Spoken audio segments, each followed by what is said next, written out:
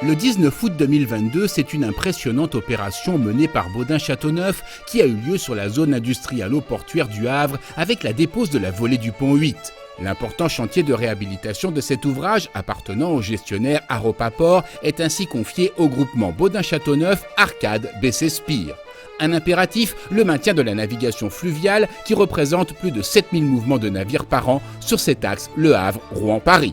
Il était important dans ce chantier de minimiser l'impact sur la navigation fluviale de manière à ce que l'arrêt de cette navigation ne soit limité qu'à l'opération de dépose de la volée et l'opération de repose, c'est-à-dire aujourd'hui pour la dépose et le jour de la repose. Tout le reste des travaux se fera voler, déposer sur la route ici et en fait tout le trafic fluvial pourra être effectué puisque le trafic fluvial est réalisé 24 heures sur 24 sur ce canal.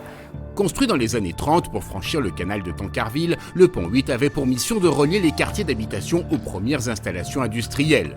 Relativement épargné par la guerre, cet ouvrage a connu une rénovation en 1950 et un changement de sa motorisation en 2015. Aujourd'hui, l'état de corrosion de la structure nécessite la réalisation de travaux lourds confiés à l'entreprise Baudin-Châteauneuf. Le démontage va se réaliser par deux grues, une grue principale d'une capacité de 600 tonnes qui va lever en premier le colis.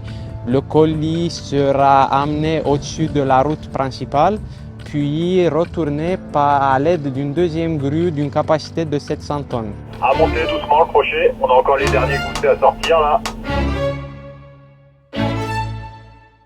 Ok, continue de monter le crochet un peu et on va commencer à orienter doucement sur la droite.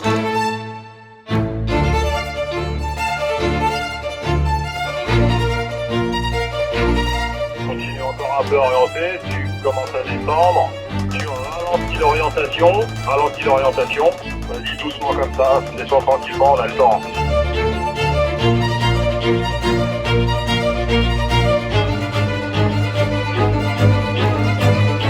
C'est bon, stop. Très content qu'il soit à cet endroit-là. Ça nous permet de travailler plus sereinement. Là, avec ces oreilles-là, on va reprendre en charge avec la deuxième 700 tonnes qui est ici pour faire un mouvement, pour le redresser, le mettre à plat sur nos calages pour pouvoir après travailler dessus.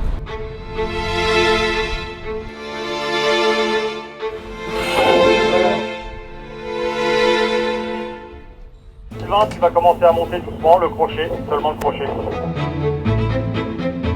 Tu redescends, tu te mets à 1 cm du sol et après on attaque la bascule. Ok, j'y vais le matage, c'est pas mal, tu vas descendre.